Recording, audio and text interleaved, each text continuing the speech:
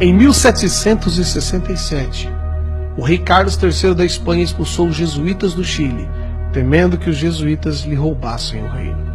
E dentre os jesuítas expulsos estava um padre de origem judaica, o padre Manuel Lacunza, o qual foi para a Itália em 1768 e publicou na Espanha, em 1811, o livro A Vinda do Messias em Glória e Majestade.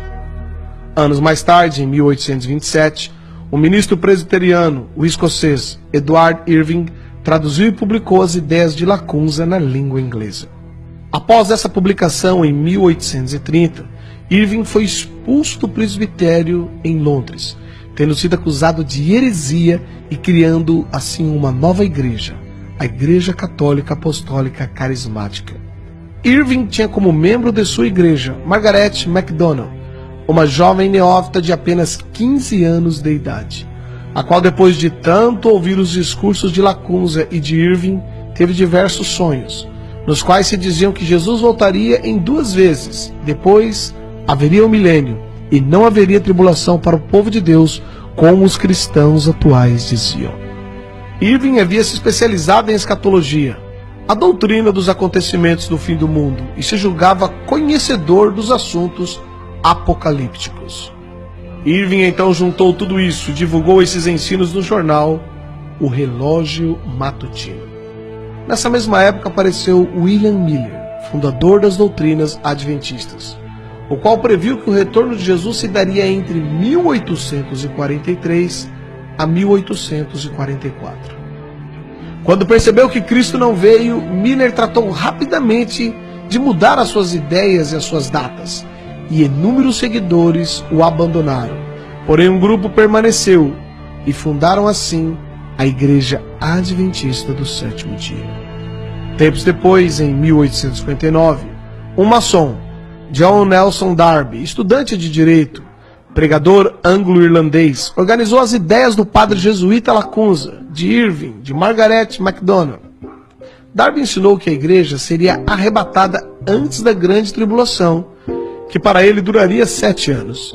E Darby também reinterpretou a Bíblia, criando as doutrinas dispensacionalistas. Os ensinos de Darby foram amplamente disseminados ao redor do mundo quando um pseudo-advogado maçom norte-americano chamado Cyril Scofield publicou a Bíblia de Estudo Scofield. Segundo relatos da época, Scofield foi um advogado maçom, acusado de corrupção e que se entregou à bebida e, como consequência, separou-se de sua esposa e de seus filhos, abandonando-os. Tempos depois, se tornou membro da Igreja Congregacional e trabalhou com Moody. Scofield divulgou amplamente o sistema teológico desde Lacunza até Darby, o qual afirmava que o retorno de Jesus Cristo ocorreria antes da grande tribulação e, portanto, os cristãos não deveriam preocupar-se tanto assim. Após ter sido ordenado, Scofield casou-se novamente e passou a fazer conferências bíblicas e distribuindo na América cursos bíblicos por correspondência. Scofield imitou Charles Taze Russell, o fundador da seita Testemunhas de Jeová, o qual afirmava que Jesus voltaria de modo invisível em 1874, seguido por um outro retorno em 1914. Em 1909, Scofield publicou a primeira edição da Bíblia que leva o seu nome. Ele foi patrocinado por banqueiros que tiveram interesse de que essa nova doutrina fosse divulgada. Entre eles estava Henry Drummond, um rico banqueiro inglês e envolvido com ocultismo e práticas de hipnose. Foram distribuídas nos Estados Unidos gratuitamente milhares de cópias dessa nova Bíblia de estudo, a Bíblia de Estudo Scofield. A partir dessa nova crença, mudou-se a mentalidade dos cristãos americanos e, em seguida, de todo o mundo.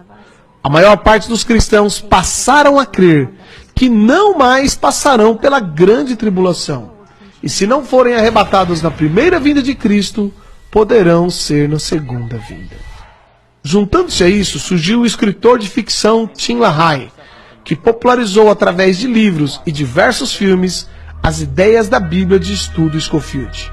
E Tim LaHaye lançou também a sua própria Bíblia, a Bíblia de Estudos Tim LaHaye. Os filmes de Tim LaHaye são ficção, como ele mesmo diz, e mostra as ideias de Lacunza, de Irving, de Miller, de Darby, de Scofield, os quais afirmam que a vinda de Jesus, isto é, o arrebatamento, não será visível, mas será um rapto, uma espécie de sequestro, e que os cristãos que não forem arrebatados poderão ir na segunda vinda ou nos 1000 anos que seguirão.